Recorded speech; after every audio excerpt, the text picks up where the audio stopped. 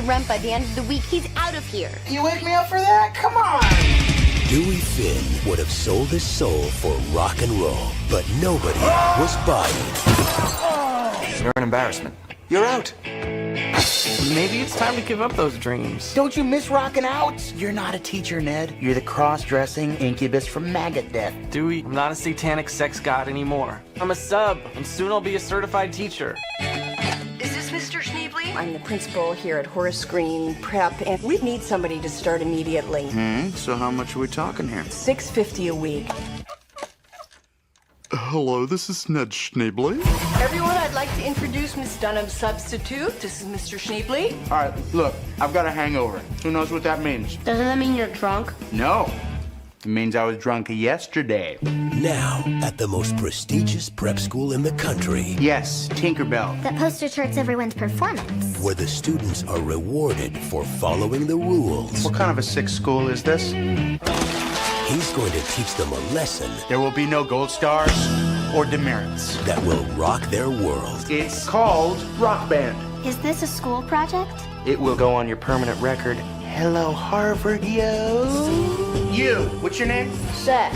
You ever play electric guitar? My dad won't let me. Zach, do not walk away from me when I'm talking to you. What makes you mad more than anything in the world? No allowance. Chores. Bullies. All you bullies get out of my way, cause I am really ticked off! Mr. Schneebly, just wanted to say, that was a really cool lesson today. Oh, thanks, dude. All they wanted was an education. They're gonna laugh at me. You have an incredible singing voice. People are gonna dig you, I swear. Okay. What they got Clear. was a revolution. I've just been informed that all of your children are missing. And if you wanna be a teacher, Jack Black, the School of Rock. It will test your head and your mind and your brain.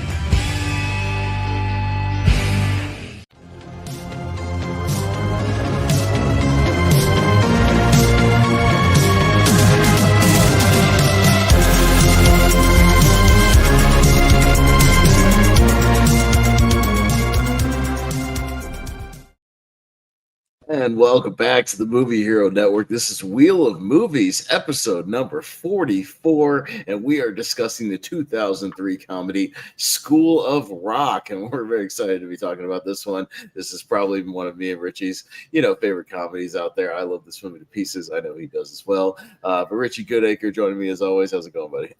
Yeah, man, going good. Yeah, I'm doing the rewatch, reminded me how much I love this movie, and yeah, some jokes I actually missed a few times over on it. That's pretty fun. This is a great time, and flies by because it's just a really fun watch, and I'm excited to get into it, and I'm glad it came up on the wheel. Yeah, for sure. No, we're very excited to be talking about this one. School of Rock released October 3rd, 2003, directed by Richard Linklater, of all people. And we were just talking about this a little bit before the stream, Richie. It doesn't really feel like a Linklater movie, the guy who did, Slacker and Boyhood and Dazed and Confused. It's just like, it seems like not quite like one of his things, especially in the middle of kind of all of these other movies. But, it wouldn't be the last time he would end up actually working with Jack Black, though, if he did that movie Bernie, which is kind of an underrated little black comedy. No, he directed that movie. So they've worked together before, and he's got an interesting filmography, but I think it works here for what it is. Maybe he had just a good rapport with everybody. Just a few little facts before we kind of jump in to everything. Like I said, October 3rd, 2003, budget of $35 million, box office of $131 million, so not bad for a comedy, making a little money. One Golden Globe nomination for this one for Jack Black in the musical or comedy section. And hey, at least Richie, it was a comedy, so it was and it had music in it, so kind of a music comedy, a little bit of both. But he lost to Bill Murray for Lost in Translation that year, who obviously got a lot of acclaim that year for that. two different adaptations of this thing. It was a Broadway musical for 4 years, from 2015 to 2019, adapted by Andrew Lloyd Webber, of all people, into a Broadway musical. Yes, that Andrew Lloyd Webber. But it was fairly successful, over 1,000 shows on Broadway. So they kind of took music from the actual movie and then, of course, incorporated some other stuff in there, kind of like the Back to the Future musical that's still running right now. And also a TV show on Nickelodeon from 2016 to 2019, I believe. So 3 seasons of a Nickelodeon show, which I've never seen. Have you ever seen this? I wasn't aware of its existence until you just said it. So okay, I think I vaguely remember it being a thing, but I've never seen a single episode or a single piece of footage. So I can tell you, it does have the same basic premise. It's about a middle school classroom with the same character of Dewey Finn and some of the same, name characters. So it seems like it's just kind of a more stretched out, sort of version of this movie, maybe across like, a longer school year or something like that. So, but kind of a similar thing, just kind of stretched out to TV. The most successful person to probably come out of this movie, obviously out of the kids, is Miranda Cosgrove.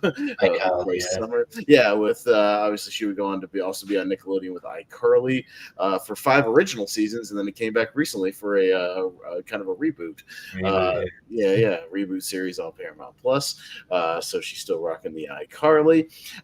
Just a few other notes. A lot of it's just kind of about just sort of the improv and some of the things around the movie. One of the sequences, you see in the trailer right there where Jack Black does the unsuccessful stage dive, at the beginning of the movie, diving out where nobody catches him.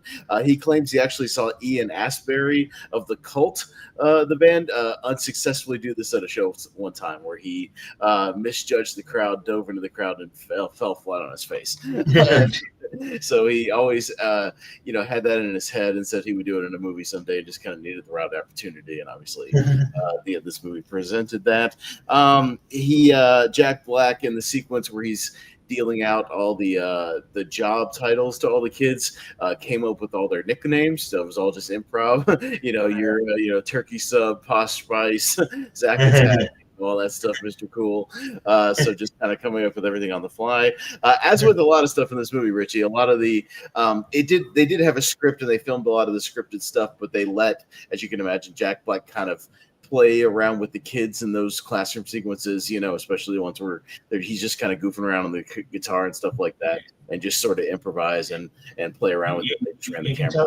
You can tell the Ride and that there's passion died. That was like, once you sort of get to know Jack Black, sort of after the fact, he sort of obviously blew up after that, and you realize, then you came to know Jack Black, that he's actually a musical guy to Tenacious D and all that stuff, and you're like, oh wait, this guy's just a big, huge, rock connoisseur, and he's like very knowledgeable and very passionate. And so it was just like Jack Black coming through in this character. And we'll talk about it. That's why I also think this is not only his best movie but his best character, because I think it's maybe the closest to his real life character as well, which is maybe why I think he has stated this is his favorite character as well, because it's basically like him playing himself, just being a rock enthusiast and, just a dude who likes to goof around and have fun. So, certainly that. Just a quick thing, about the kids. They actually casted, people who could play real instruments and sing and whatnot. So the auditions were more music focused than acting focused. So they kind of worked the other way around. So it wasn't. So what you see is what you get. When the Zach kid is playing the guitar, he's playing the guitar. When Freddie's playing the drums, he's playing the drums. It's not dubbed in later or whatever. So the Lawrence kid, can play the keyboard and the piano. So all these kids actually talented, and they cast it as such. So it helps. They're also very likable and charming as well. So that's always good. It's always good, because sometimes you can definitely tell when they're not playing the shit like other movies. So it's always good. It's always good to have a bit of authenticity. And of course, the scene where everybody's he's auditioning the backup singers, if you will, and Miranda Cosgrove, gives her kind of bad, cat's memory, bit. She had to take an hour lesson on how to do bad singing. because she's actually a good singer in real life. So she had to kind of take a lesson from a vocal coach on how to do a bad audition. So there you go. What a privileged position to be. Yeah, I've got to take lessons to be bad. yes. I am too perfect. So just I'll work in a few other minor things, but as we do with some of these relatively older movies, not a super old movie here, but relatively old movies, would you like to take a trip back to the box office of October of 2003, Richie, and see what else was at your local multiplex? What's going on? So your number one movie of October of 2003 was School of Rock. Like I said, it was a big hit, made I think something like $65 million domestic, in that month. So very, very successful. Scary Movie 3, where the Zuckers took over from the Wayans family. They added Leslie Nielsen and whatnot. It's still a good addition. Charlie Sheen and all that. I like that movie. It's still very funny. You got the Texas Chainsaw remake, Texas Chainsaw Massacre, which I like. I do actually. That one's all right. No, a decent one. You got Quentin Tarantino's Kill Bill Volume 1 hit theaters. So there you go. So we're looking pretty good there. Out of Time, the Denzel Washington kind of forgettable thriller. He has a lot of he has a massive, impressive filmography, and that one just stands out as just being, that's there. Yeah, just kind of there. A movie called Good Boy, a dog movie that I don't think I vaguely remember that. Yeah, I had to look it up. I vaguely remember the poster, but whatever. You got the Coen Brothers' Intolerable Cruelty, one of their kind of more forgettable, maybe offerings. Catherine Zeta-Jones and George Clooney. Yeah, kind of. They were in a bit of a slump around this time with that and like Lady Killers and whatnot. So, but they would obviously make their comeback with No Country for Old Men in a couple of years. You got the Oscar favorite Mystic River hitting theaters. Rest in peace, Gene Hackman and Runaway Jury coming out in 2003. It was second to last movie, I think, before Welcome to Mooseport. Yeah. Under the Tuscan Sun, and then got a couple other minor ones. The Rundown, The Rock, maybe still one of his best movies he's ever done in theaters. And then a few other minor ones. House of the Dead, I think the last Uwe Boll film that hit theaters, maybe. I don't remember if Alone in the Dark did or not. Maybe that might have been the last one. Not sure. One of the Blood Rains? No, that didn't do that. I don't think so. I know House of the Dead just came out and was a massive bomb. Also in the same time in theaters as Underworld, the first Underworld in that franchise. So kind of a mixed bag of stuff. Some good, some bad. But let's talk about School of Rock. What's your history with this one, Richie? Did you see it when it came out? Did you see it later on video or cable? I saw it in the theater with my friend from high school, for Peter, and we loved it and sort of gushing about it on the way home. And I think I bought the DVD when it was released, and I was sort of, and then I think that's when I was sort of like really sort of paid attention to Jack Black, and I became like a huge fan. Obviously, I knew him previously because he was obviously in bit parts, and I think he had a like decently big part in like High Fidelity, but he was more supporting. But and then it was like, oh man, this guy's cool. So and then I watched it.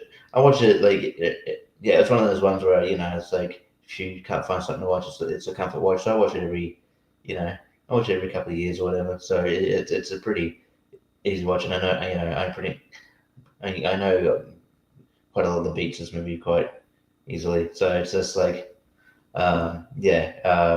it is one of my favorites here. It's just a really cool movie. So one I can watch with my dad too, because he likes obviously that era of music that he kind of that Jack Black loves, and kind of that love letters that music. So and he really likes the film as well. So I've watched it with my dad as well. So it's just really cool. Really cool film, and I wish I wish my music class was sort of like that a bit. I like that they have music, and then they have a music class they go to, and then they do this as well. I'm like, man, that's kind of all music all the time. I saw this opening weekend in the theaters. I remember we went with my whole family and my buddy Chris, so a big group of us.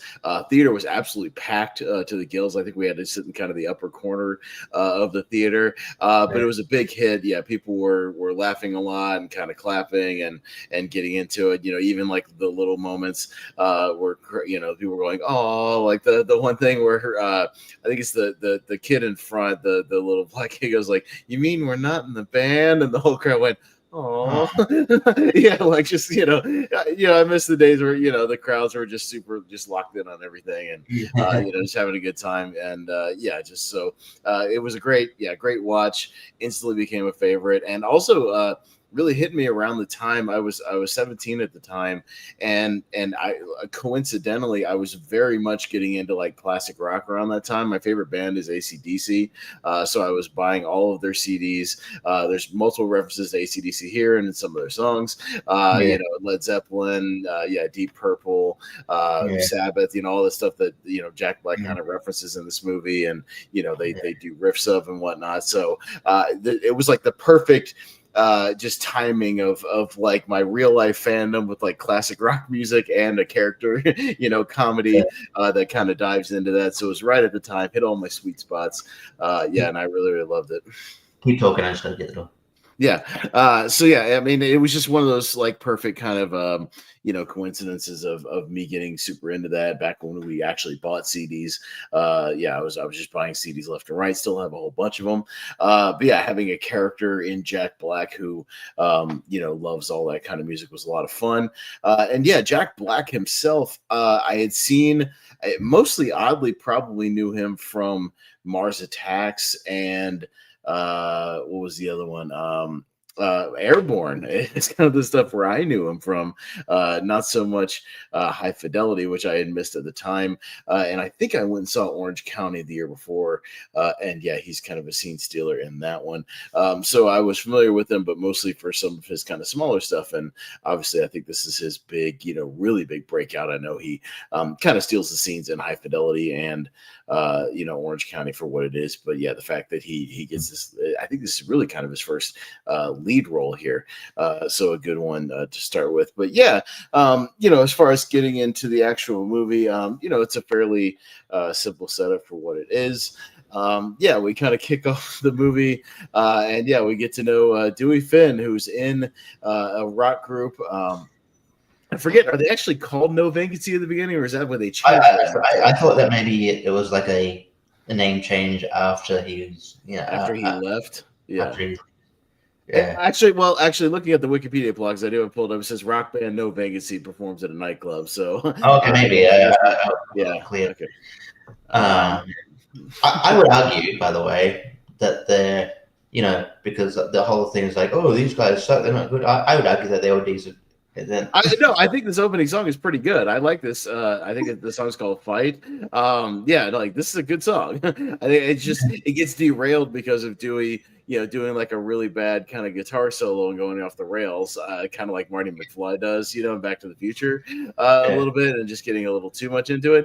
The actual like riff of the song and like the rhythm of it is pretty good. I disagree with that person texting on their two-way, not really a cell phone, that two-way, those Motorola's they have back then. That this is they suck. I disagree with them as well. I think this is a pretty decent song.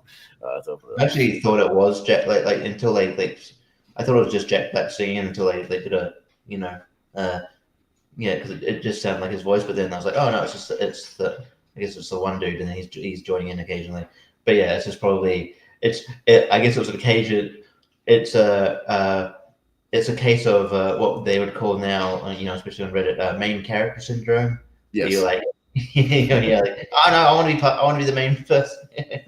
Yeah.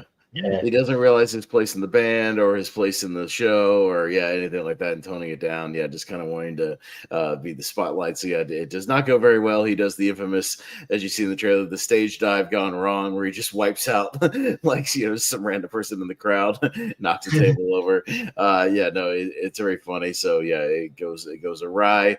And yeah, and he gets eventually kicked out of the band. They replace him with Spider, who I think is a fun side character. We don't get to see that much, but I kind of like his, the dude who eventually wears like the really weird jacket that only goes over his arms and then it's completely chestless at the end of the movie. That I think he's a funny little character that only gets like maybe 2 minutes of screen time. But I also like that there's another band member who's like kind of more nice and his friends like, oh no man, best of luck. I didn't want to kick out of bed. I'm like, you voted him out. Oh, sorry.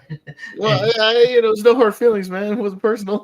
Yeah, I've always enjoyed his read between the lines. Read between the lines. I think that was an impressive. I think that took off. That definitely took off at school when that was like an insult after that movie. Like, you read between. Yeah. So yeah, that's a good little line. And yeah, we head back to we kind of see his living situation.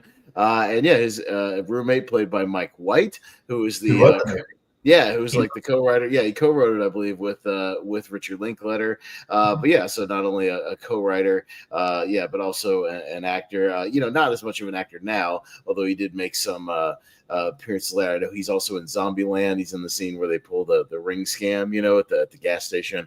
He's done a few things here and there. Mike White and Jack Black. That's kind of fun. Yeah, Mike White and Jack Black. So I was just looking up his actual. I remember he was also on The Amazing Race. That's right. He was when I watched The Amazing Race, the first 10 or 15 seasons. He was a team with his dad. His father, son, and I was like, oh, it's the guy from School of Rock. Okay, not bad. A show's been going on for long. When you say the first 10, 15 seasons. Yeah, no, now they're in it's like Survivor's in like season 50 or something. Amazing Race has been going for like 30 seasons or something. Yeah, it's not like in years, they do several seasons per year. But yeah, I saw the other day that I was like, damn, Survivor's still on. What season are they on? They're like going into I think the 50th season, literally. It's been on since I was like 10 years old or some shit. I remember. I think the first season of Survivor was like 2000. I know I was in I was just starting high school or late middle school, something like that. Yeah, it's kind of insane. But anyways, that's the tangent. But yeah, he's mostly been writing. He's currently a writer on The White Lotus. So I should know that. Yeah, I didn't make the connection because I'm so sure there's a lot of Mike Whites out there. So but yeah, I know it's a pretty popular HBO show. So he's still working and still doing very well. Yeah, White Lotus is fairly popular. So yeah, he's Dewey's roommate, and then he also has a kind of a nagging, domineering girlfriend played by a very young Sarah Silverman in 2003. Sarah Silverman. And yeah, I think I mostly knew her from this movie early on. I didn't know she was a stand-up comic. Obviously, I know that now. But yeah, this is fairly early in her career. I think I vaguely knew that she was on SNL for like a half a season in the 90s. If I remember, she was on for like half a season in like 1995, along with David Koechner and a few of those people that were kind of in and out of there. But yeah, she was she wouldn't start breaking out, I think, till the Sarah Silverman show, I think, came out 3 or 4 years later on Comedy Central. That sort of sketch show that she did for a little while. Sketch show. So it's one of the early things I kind of knew her from before she took over. I remember from this that she has a brief role in Something About Mary. Well, I know she pops up in movies in the 90s, like here and there. I mean, she's in that Benicio del Toro movie where he smacks her in the parking lot, like early in The Way of the Gun. She's like yelling at him in the parking lot, yelling at him, and he just turned around and like bitch slaps her. Something like that in the opening scene. Yeah, she's in there. Something About Mary. She's in Evolution briefly, and then she's in a couple of things, and then she starts breaking out with the TV and the comedy stuff. So obviously, still doing stand up today. She just released a special like about a month ago. It's actually decent. So we get the setup where Mike White is a substitute teacher. Dewey needs to come up with some money, and he intercepts a phone call that Horace Green, this sort of preppy school, this rich kid school, needs a substitute, and he hears about the dollar amount and decides to pose as Ned Schneebly. This is Ned Schneebly. My only issue with this scene is he never does a voice when he. That's the only time he ever does a Right. voice. Well, the only reason I can excuse it is because he probably wasn't talking to Joan Cusack on the phone. I would imagine, like, I know, or is she the one on the phone? I can't remember. Is she? Yeah. Maybe it's like just a phone thing, and she just doesn't notice later, doesn't remember what he sounds like, I guess. I mean, but I guess they don't have extensive records where they have like a ID of him or anything like that, or double check that he's actually who he is. So that's just poor. Yeah, that's poor security on the school's part. So that's more on them if this guy was able to get away with it. But yeah, it's a fun kind of first scene with the kids where he's left with them. He has a hangover from the night before and just does that whole thing of like, I got a hangover. Who knows what that means? Like, you're drunk? No, it means I was drunk. Yes, it means you're an alcoholic. No, it doesn't. Dude, you got a disease. I'm hungry. Anyone got lunch? You got any food? Yeah, she has food, and so he's just eating in the classroom, and he wants to cruise, so he just wants to go out and have recess, all day. Actually, what time of day is this? Because I was confused because he actually does ask Joan Cusack. He goes, what? He goes, she goes, oh, any questions? He goes, yeah. When's lunch? He goes, the children have already had their lunch. I'm like, what time of day is this? This is like. Well, here's the thing. I think it's pretty well explained that the teacher canonically in the script slipped in the shower on getting ready for school that morning.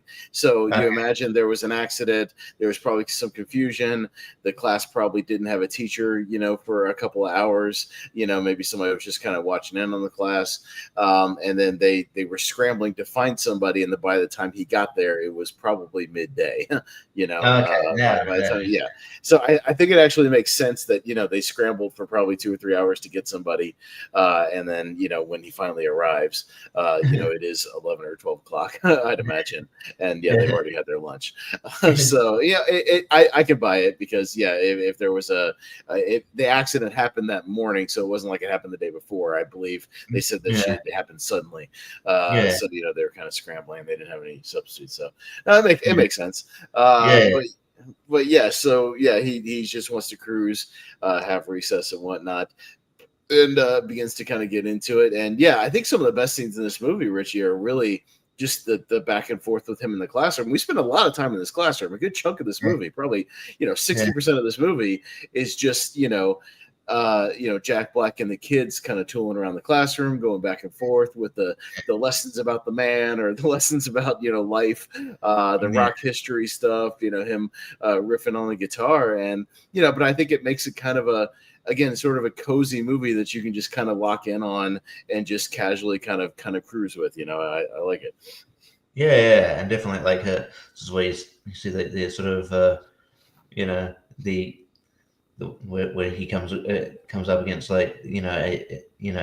like Miranda Cosgrove's character, like just kind of being, and you can definitely I can definitely tell she's definitely while I think all this group is really good, she's definitely the actress of the bunch. Like she's actually it's no surprise she broke out. She's actually quite good as a child actress. So she's very good at this as this like snooty sort of bossy very probably comes from an upper class family, kind of used to be likes power, likes things done proper way kind of thing, but likes power. So I like that, and I like the back and forth and dynamic between them. I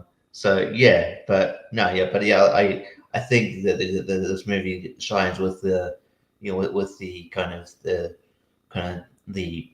just the interactions between the Jack Black and the students, and they do spend time just getting to know at least like the core members of the band, which is yeah, I think makes you care about them.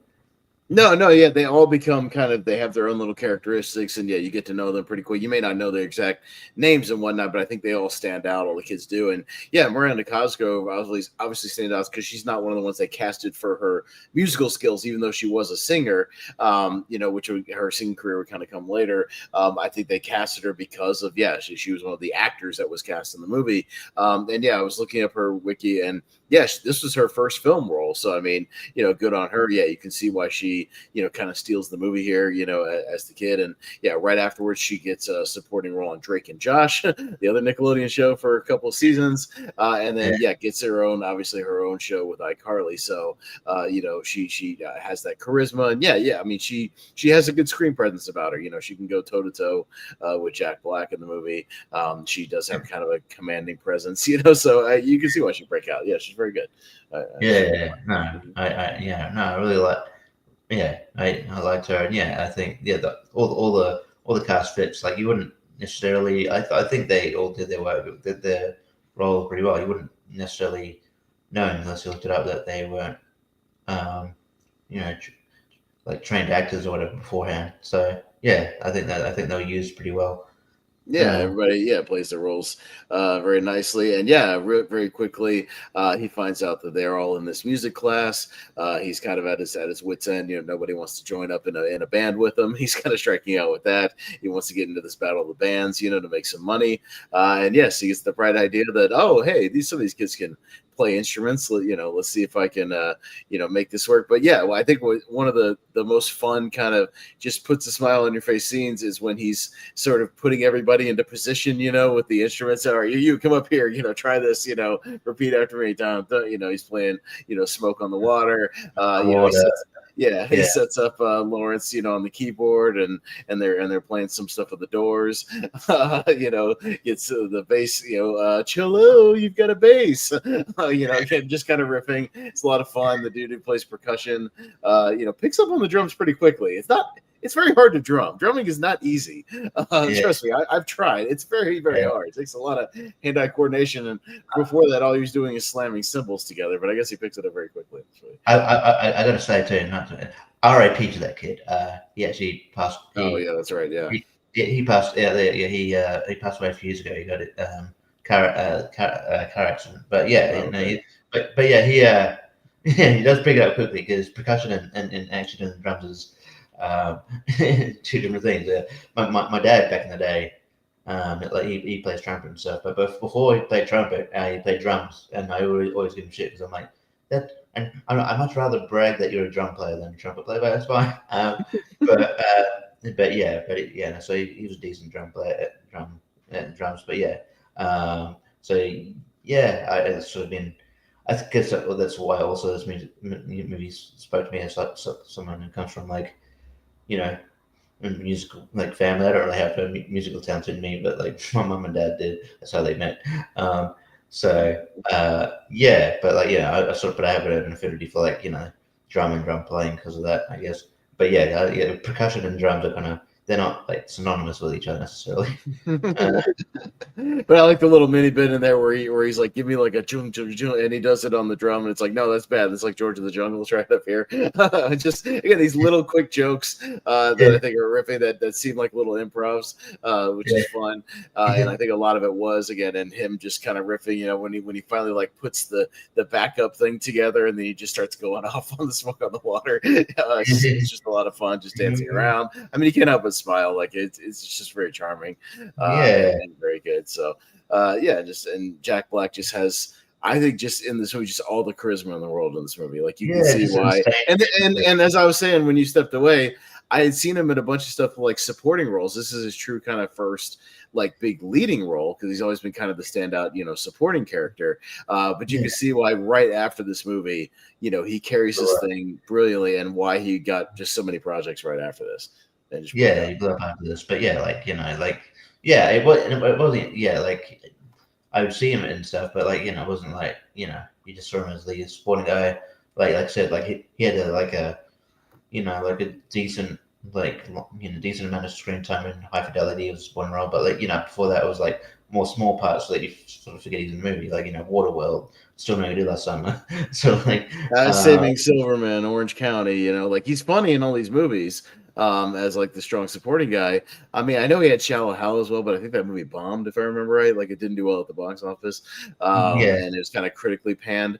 So this one was more the breakout because this one was critically very well received and obviously received by audiences and a box office hit. So yeah, more so this, but yeah, right after this, I mean, again, it's kind of up and down, but he has some stuff. Envy, I think, is the next thing, which unfortunately is not great. The Ben Stiller movie, but yeah, and then all of a sudden out of nowhere, Peter Jackson puts him in King Kong, and everybody's like, what the School of Rock guy in King Kong, the Orange County guy. And then again, it's a mix of stuff. Your Nacho Libres, your Tenacious D movies, and The Pick of Destiny, The Holiday. So he's got some weird stuff before he kind of settles in. I think to sort of his wheelhouse of like, Kung Fu Panda and Tropic Thunder and and again some of these kind of more just goofy things. I know he's kind of bounced around, but the Jumanji movies, stuff like that. Yeah, I mean in Minecraft he's playing Jack Black. Like the pitch meeting just posted a video of Minecraft, and he's just like he's just they just make us he's playing. He's doing Jack Black things, and it works for him, and it works for the movie, and that movie is one of the best, the biggest movies of the year. So why not? Yeah, good for him. I think it's gotten very close to $1 billion. It's almost there, I think, or something. They're saying they don't know if it's going to squeak over, but I know it's in the $900-something million range worldwide. And I think those Jumanji movies made. I know the first one did $1 billion, I think, worldwide. So he's had his the Kung Fu Panda movies are obviously huge, and he's still doing those. So I mean, Super Mario Brothers, with Bowser and the songs and whatnot. So but yeah, again, I think what the charm of it is it blends all the good stuff that we like of Jack Black, as far as again that kind of like laid back charm and silliness, again the musical love that comes through kind of this movie with the character. You have a little bit of improv, but like not too over the top. Like it's not too much of him like falling all over the place and like making an ass out of himself. He does just enough of it while like bringing it back just a tad. He finds like the right balance. It's a bit more grounded. So he also had a video game based on, a character kind of based on it. You ever played Brutal Legend, which is an underrated video game? Oh yeah. I never played it, but I know what it is. Yeah. But yeah, it's an underrated video game on PS2, which is it's basically based on it. So yeah, that's a cool game. But yeah, so he became like his persona became this this character in itself. So it's kind of cool. So yeah, he's gonna use these kids to kind of put together this band and enter the battle of the band. So yeah, he gives everybody their assignments. He's got backup dancers and roadies and groupies, and I think one of my favorites is the kid who becomes the stylist. He's very funny. Fancy. He calls them Fancy Pants. My favorite quick little bit interaction between the two of them, and they have a good rapport. Is he's like, all right, who you mad at? Blah blah. What makes you mad? Bullies. Chores, whatever. And he goes, you. He goes, what? You're tacky and I hate you. And he goes, all right, you see me after class. just these little moments between the two of them are very very funny when he's showing them, the costumes that he came up with and whatnot. Just that they have again, he has these little moments with like each one of the kids, that make it stand out, that each one has kind of just these little moments. He's got the girls, the group of girls who are, bringing up the band names of like the bumblebees and the caterpillars and Trompees or the koalas. No, that's for sissies. No, it's for sissies. Pig rectum. No, not pig. No, too much. He's like, he's talking to his kids. Pig rectum. That's a science class. It helps that he has these little stand-up moments with all the kids, and it's fun stuff. And we get to as he's kind of piecing everything together. One of my favorite montages maybe ever in a movie. I love this montage where they're doing kind of he's teaching them sort of the, rock history and how to act like rockers, set to a great Ramones song. I think it's like Bonzo something. I'm trying to remember the name of the actual song. But it's a really, really good one because I really love the Ramones. And it's just, it works perfectly. But yeah, I love the little Bonzo Goes to Bitburg. It's a good song. This montage is great because you get all the classic rock clips of Hendrix, and you get Angus Young in there, all of them like rocking out on the guitars, all the crazy drummers, destroying instruments and everything, and then him teaching again all these little moments where there's no dialogue, but you can tell they're just having a blast, where he's like teaching everybody how to move like a rocker. He's teaching Lawrence how to do the flashy keyboard moves where he's shooting it like a gun, or telling Freddie how to keep the drumsticks in his back. It's just a great little montage. Again, it's stuff that just makes you smile. I love it. Yeah. It's just like, I don't know. I would have loved to be on set. So it would have been a really fun time to, it would have been a really fun time to be on set. Just run around, just seeing Jack Black in his element, and it would have been. I think this montage is really good. And especially I think there's in this after scene as well. He's like, okay, there's your homework, and he just hands out CDs. Yeah, you listen to Yes, you listen to Pink Floyd, you listen to the drums on Rush. Listen to the Pink Floyd Big Gig in the Sky, which is underrated song. That's a good song. And I can't testify the Roundabout. Roundabout's a great song, by the way. But yes, the keyboard solo on Roundabout is very good as well. He gives Zach Hendrix. It's good stuff.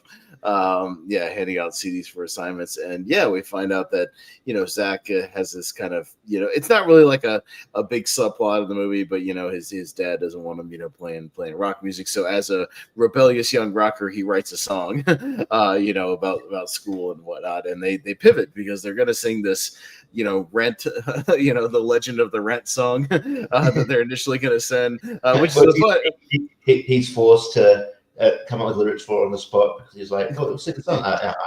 And the Legend of the Rent was way hardcore. It's not ready yet. I'm just okay.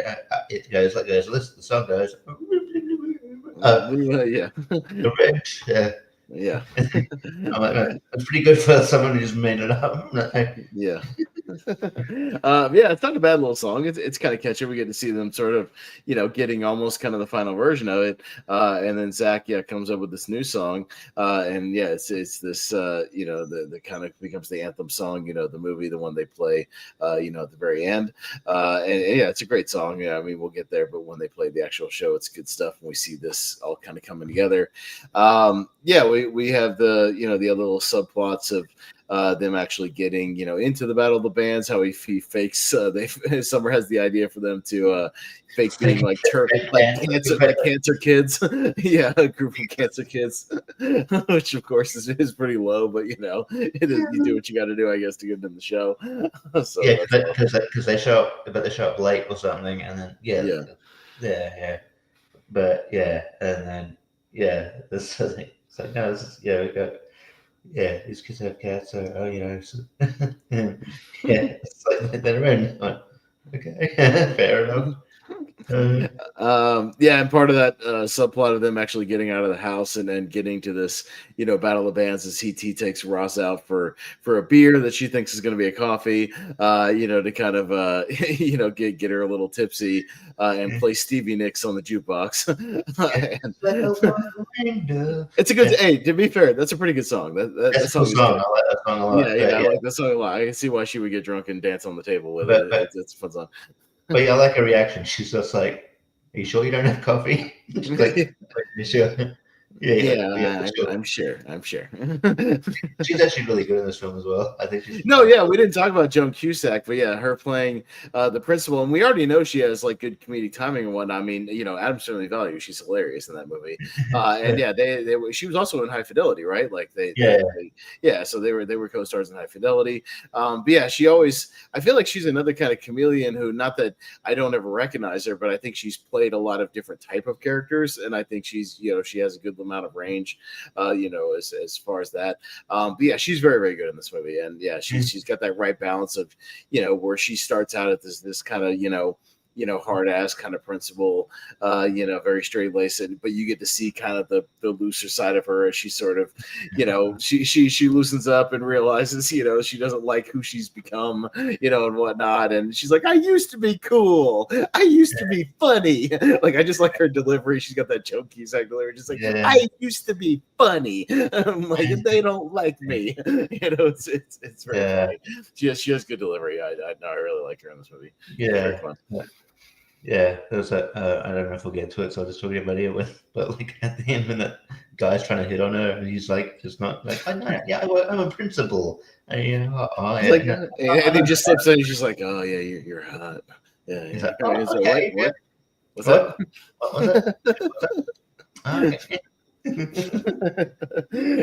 it's very good. But yeah, everything, right, of course, right before it's a movie, so everything right before Battle of the Bands has to kind of blow up. They have this parents' night that becomes kind of a disaster where he has to kind of, fess up there. The only one thing that I think is a thread that gets left out is Sarah Silverman shows up with cops. And then the last thing we see is him like running out of the school, with the guitars. And then like, there's no follow up with that. It's a little weird. Like, I guess he didn't get arrested. He just ran away. Like, were they just, there to escort him, off the property? I don't know. Like, there's not really like a follow up to that necessarily. It's just like, okay, he's just gone now. Like, all right. So that's my only other thing that slightly bugs me, about the scene is like there's no real follow up to that. It's just kind of like he just kind of gets away. Okay. Yeah. And I guess because like maybe there's not a lot of time between a guy who's been exposed and not we don't like you now until redemption. I feel like there's not a lot of time between those two things. Just like yeah. But I feel like there could be a scene missing where he maybe they could do a scene where he's in jail and then he gets bailed out or something. I maybe, but I mean, I think it's just a fact of the movie that I think maybe in the editing room they were just like maybe the crowd's just kind of ready to get to this performance, you know what I mean? So like we're just gonna kind of we're gonna drop. He obviously has to get caught, but we're just gonna kind of speed through with the flip on that because very very soon after, like 2 scenes after, I mean the kids are basically like I mean he uses, but whatever, let's go play the show anyways. It's fine. Like we forgive him. We had a good time. So I do appreciate it's not this like Richie, this long drawn out 15-minute sequence of them, being mad at each other. They're just kind of like, I mean, okay, he lied to us, but whatever. We worked really hard on this. Let's just. Well, I do appreciate that, especially when it's like, especially like in your like cliche rom-com when it's all based on like a miscommunication thing, and then you have to have this montage of like both of them like looking solemn and like walking across a beach or something. It's like, oh, if you just talked, this wouldn't happen. Yeah, we call it the 15-minute breakup in the rom-coms, where it's like the obligatory, like they have to break up 15 minutes before they have the redemption. But yeah, luckily it's really only like maybe 5-10 minutes in this movie, and then they're like, screw it, let's go to the show anyways. They go pick him up. They caused it a big ruckus because all the the kids leave school, they sneak out of school, and then they head to the show, and it's a good Joan Cusack line delivery where she's like, I've just been informed that all of your children are missing. And she just like throws her arms out like that. They're all just like, what? It's a great like Joan Cusack physical delivery that I really appreciate. Yeah, she's very good. She's kind of the unsung MVP of this movie. She's very, very good. But yeah, we get to the actual performance. We see the newly formed No Vacancy with Spider in his ridiculous outfit on stage, performing their Heartsick song or whatever it is, the Heal Me I'm Heartsick thing, which seems like a pretty lame like rock ballad, you know what I mean? Like it's the performance of it is fine, but yeah, it's fairly tame and lame, and it doesn't look like the crowd is like they're respectfully listening and some people are into it, but it doesn't seem like they got the reaction to win the whole damn thing, as we find out. Spoiler alert. You know what I mean? Like, it seems like maybe there was some judging bias there. I don't know. I guess it makes sense because, like, it was like, the whole thing is like, hey, to convince people, like, we don't need to win this thing. We just need to, have a good performance. So, like, it might kind of, if they actually did win it, I don't know. Like, maybe it kind of would kind of fly in the face at this point, but yeah, if I was there, I'd be like, well, there's some judge collusion there because clearly the better person, well, just the better like crowd reaction as far as the better like overall performance and spectacle was the School of Rock performance. No, 100%, because the kid nails the light show of it. They've all got their costumes on, and they end up nailing it pretty good. Yeah, everybody plays their role very well. The parents, all get to kind of see the performances. They're sort of won over by the talent of their kids, whatnot. So that all comes together. Yeah, go ahead. I know Jacob Barber brings up this point a lot, but there's a shitload of people there for a gig during the day on a school day. Yeah, it's like, what is it, on a Friday or something like that? It's like a Friday afternoon. Yeah, there's quite a few people there for like 3 o'clock in the afternoon on a Friday, which it has to be for sure. Yeah, I don't know why a Battle of the Bands isn't happening on like a Saturday night in a week. It's Saturday night week, week. Yeah, or even on a Friday night. Like, it should be night outside, like a Friday night. Yeah. Yeah, it's in the middle of the day, so it's a concession they have to make, for the school kids, I guess. But yeah, that seems like poor planning on the Battle of the Bands people for attendance. But hey, what do we know, Richie? The place looked damn near sold out, so maybe they've been promoting it for a long time. But I did like how the ticket guy wouldn't budge. Like, hey, there's some freak kidnapped our kids. I don't care. Ticket booth. I don't care. Give me a damn ticket. You don't get over here without a ticket. Yeah, that's the hardest ticket bouncer I've ever seen. No, I did appreciate that. Yeah, so No Vacancy ends up, actually winning the competition. But School of Rock kind of wins over the crowd. They play an encore, and again, I appreciate they play It's a Long Way to the Top If You Want to Rock and Roll, another AC/DC song. So yeah, that's a good one there. They end up kind of turning the apartment into sort of like a after school, rock classes, so that's pretty cool. Mike White goes back to teaching guitar to like little kids.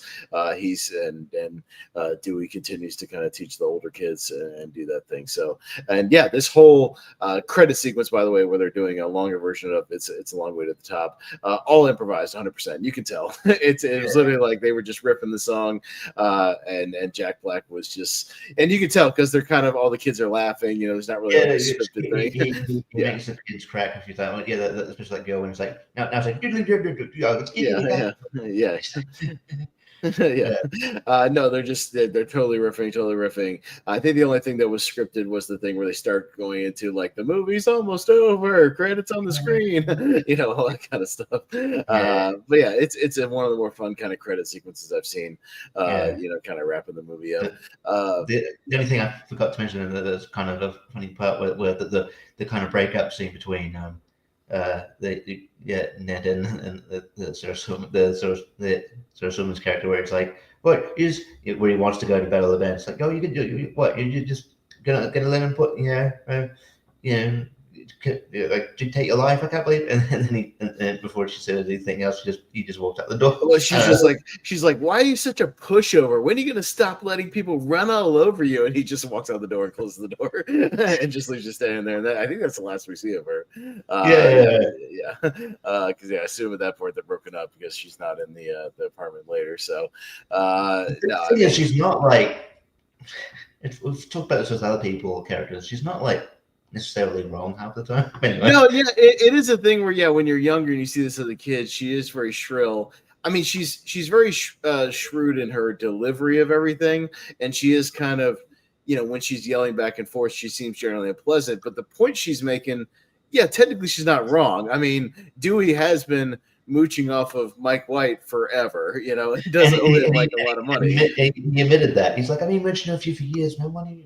Yeah, because he's a total, he's a total mooch. And it looks like Mike White's been paying all the bills of the house 100%. So she's not wrong there. That is factually correct. That he is kind of a slacker, kind of a slob. But Jack Black's right too, whereas Mike White's character is very much a cuck.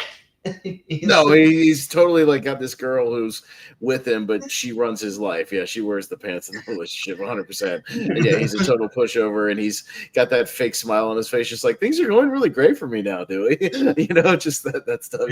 He's got some very good delivery here. Yeah, some of his facial. But I mean, she's not wrong in that, like, he did impersonate, Ned and steal his job opportunity. Like, that is also correct. She's factually correct in that he is kind of committing a crime here. So I mean, she's correct. It's just, again, sometimes the way people go about it, So it's just, it is what it is. But it is funny the phenomena of going back and watching, like, especially 90s family movies when you go back and watch them now. Yeah, you go back and watch like a 90s movie that you saw as a kid, and you totally see like the adult perspective, when you are an adult, especially if it's dealing with some, rowdy kids or just are irresponsible other adults. Yeah, the Mrs. Doubtfire thing is 100% where you're totally with Sally Field when you watch that movie now. You're like, no, he's a lunatic. Like, Robin Williams is a straight up lunatic. Like he's a giant man baby. He's a man baby who, like, got a petting zoo and wrecked the house and, like, did all she asked was, like, you not do that for the birthday. It seemed like a simple request. And apparently this is like repeated behavior. He got fired from his job. No, he's a lunatic. Like, and it's kind of insane. And you can see, her perspective on things, at least, and also the fact that Pierce Brosnan is not a bad guy in that movie either. He legitimately likes her and the kids, and they treat him like garbage. He's just with someone he wants, so he's like, yeah. No, how dare he treat her very well and treat the kids with respect as well. What a horrible guy.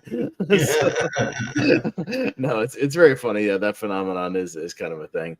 But no, it's very, very funny. Yeah, any other kind of lines or scenes you want to bring up before we kind of start wrapping it up? No, but I think it's a testament to this movie that, like, there is a whole lot of scenes that I could probably pick up next time, and then I'm like, oh yeah, that is pretty funny. Because, like, it's just a well-written movie with good jokes. Actually, one scene I just thought I said it was right at the start when he's like, "Oh, you need to stick up yourself and not let people boss you around. Now get in there and tell and get in there and give them what for or whatever." Immediately tell them what to do. I think that's funny.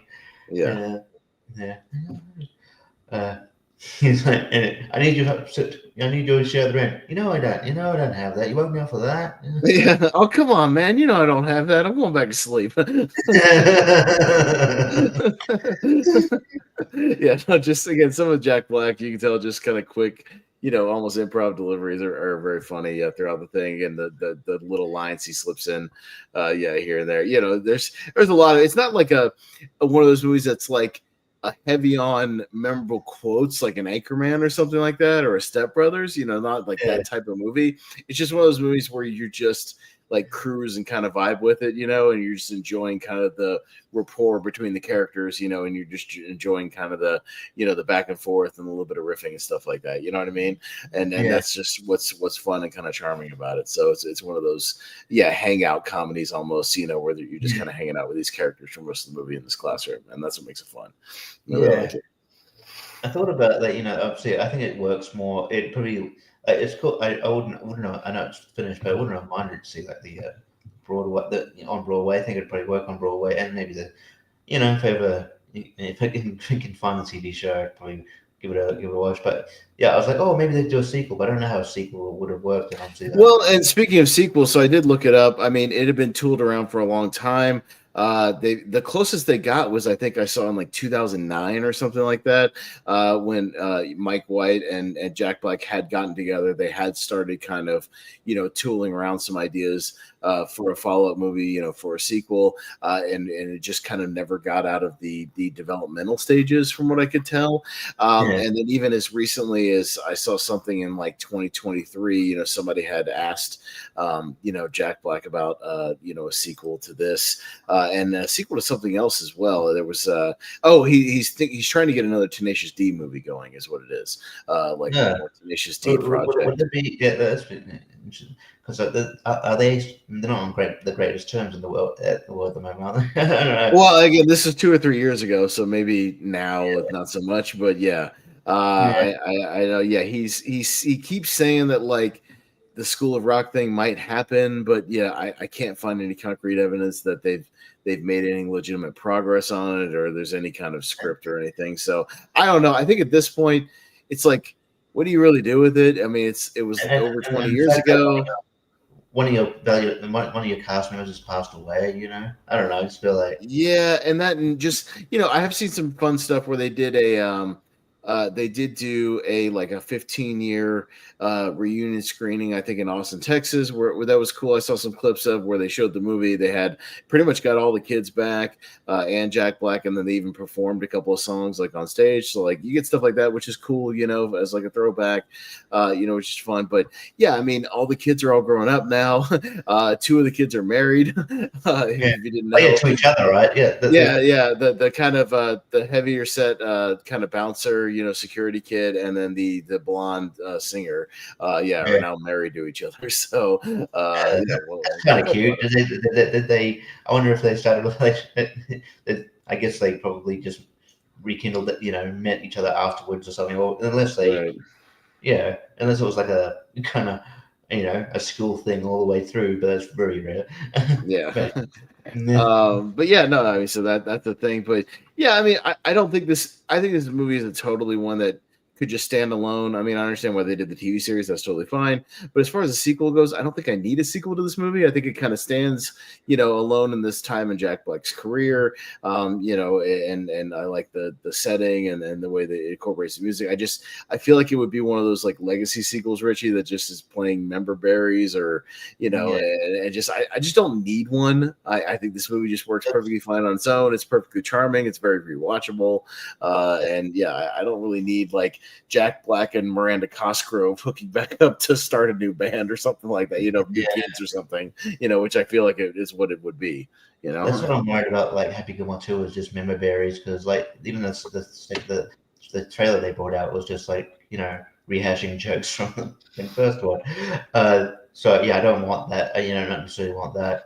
And then and even you wouldn't be able to really do a remake, because it's like I feel like the School of Rock works because of like it's like you couldn't see anybody else play play Dewey. that is Jack Black. Like it's like no, like you'd have to restructure the character so much to the point where it's because it's like I don't feel like you could have anybody but Jack Black unless he just. It's happened before where they remade a movie where the same person's in the same person's doing the movie, but like with Peter Dinklage and Death at a Funeral or something. But I don't even think you can remake the movie, because it's like no, that is Jack Black. If you don't have Jack Black, it doesn't work. It falls apart. So So I think it's just a good standalone movie that will sort of it's kind of become a classic now. So yeah. For sure. Yeah, and for anybody who wanted to know, I did pull it up. Yeah, there's your School of Rock couple. You got the pictures of them up in the corner. Yeah, what they look like in the movie, and yeah, they're a married couple now. So, hey, good for them. Cool. That's interesting story. Yeah. But yeah, let's kind of just get our final thoughts out there and wrap it up. Richie, yeah, your kind of overall final thoughts on School of Rock, man. Yeah, it's one of my.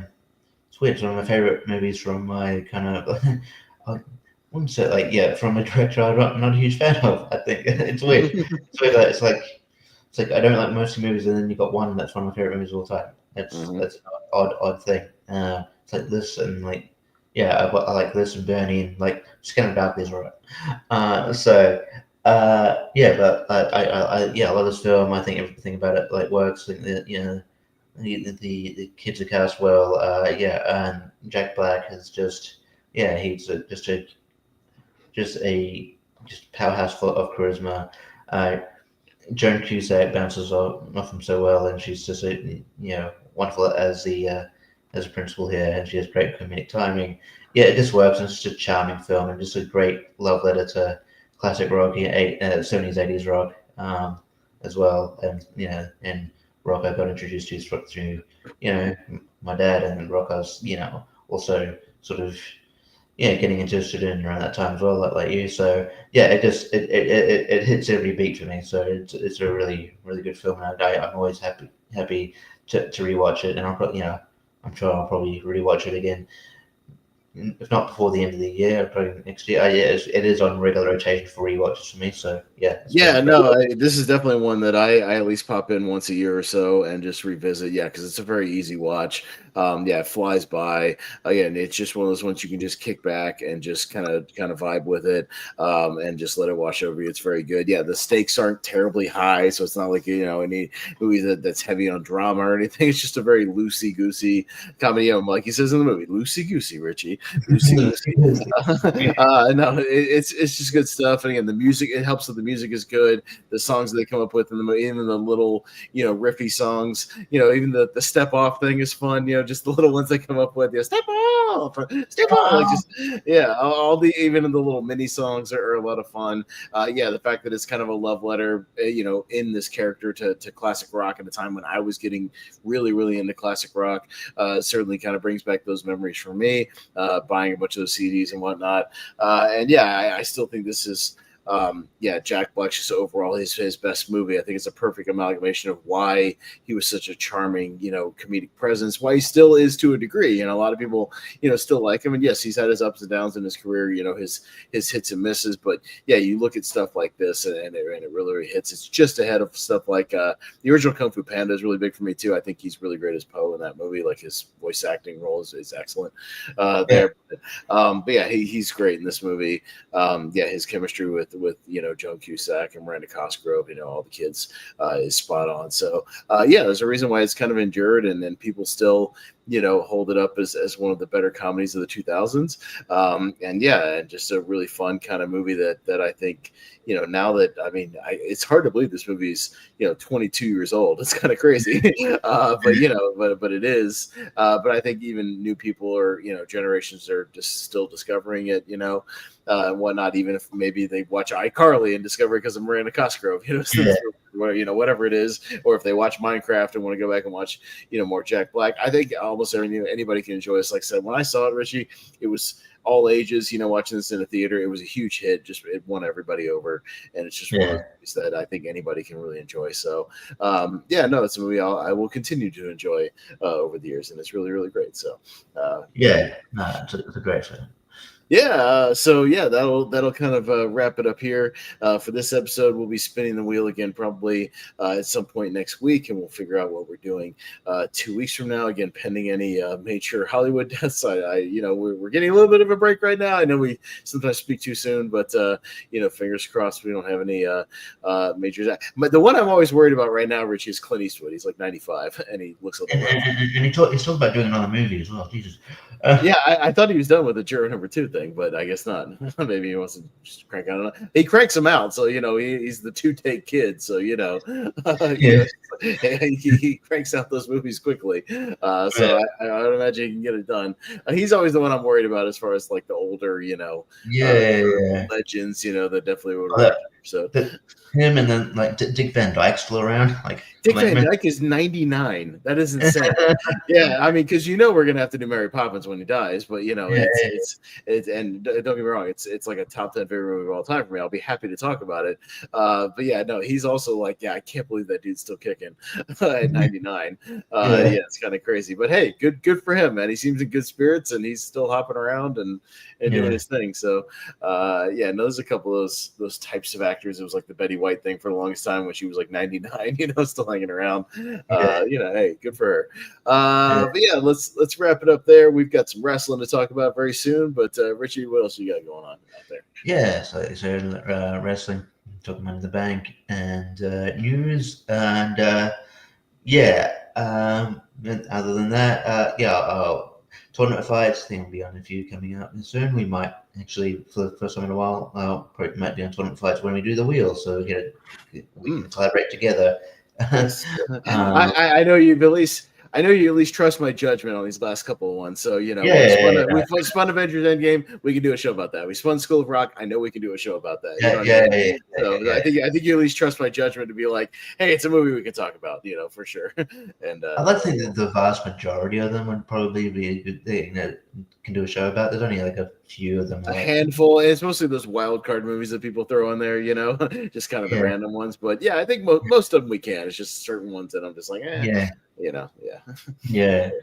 if it's like too similar of a movie to one we just did, like when we did Greatest Showman, like we might do Greatest Showman at some point eventually, but like not like right after we just did it. Or if we spin like a movie and then we somehow spin like the sequel right afterwards, you know what I mean, and we don't want to quite do the sequel, just yet, or something like that. We'll have to take a bit of a break, but other than that, you can catch me on doing ASATs. While we have horror, I'm on there. I'll be on Rankin on Sunday doing with Chad, Kerry, and I believe JPO talking ranking Mike Flanagan movies. So, have you seen The Life of Chuck? Did we talk about that? That's the only one I can't. The only one me and Malcolm and I probably couldn't rank that one because it comes out later on. Yeah, so. Oh, that's right. You guys are getting it later. You got like Mission Impossible early, but you're getting that one later. Yeah, right. Yeah. So, okay. No, I very much enjoyed it. It's one of my favorites of the year. So I hope you like it. All right, cool. Well, I went into it, and again, I won't spoil anything, I promise. I went into it super blind. I'd only seen that one teaser where it's just him standing in the road, and just with a little bit of voiceover. Like, I knew nothing about this movie, and I'm glad I did, or didn't look into it because I really vibe with it and had a good time with it. So I hope. Yeah, cool. Well, I'm looking forward to it. So there's also I think that his first 3 movies are hard to find. So I'll try and get around to I'll try and get around to them. All good. I will. But that's all I've got sort of on the docket there. And so check look out for those. Yeah, and I was on Rankum this past week with Jonathan Caro talking classic sci-fi, so pre-1970 sci-fi. So if anybody wants any recommendations on, old school sci-fi movies, you can have some fun on there. And some of those movies, Richie, we talked about are also going to be on the Dad Movie Tournament, which I'll be hosting next Friday, for Father's Day. Because, I'm looking forward to that one. That Dad Movie Tournament should be a lot of fun, just talking about those dad movies. We've got Lonely Marks here in just a little bit. The Lonely Marks Wrestling Podcast, which you can find on its own channel. I'll also post the link in the Movie Hero Network Facebook group, so you can find it over there. I'll be posting that here momentarily. So you can find us over there. Yeah, we got a lot to talk about. We got 2 wrestling shows this weekend. We got all the releases that happened last week at WWE. We got Mariah May. We got all kinds of news to talk about. So, lots of things going on. So that should be a big episode if you're into wrestling.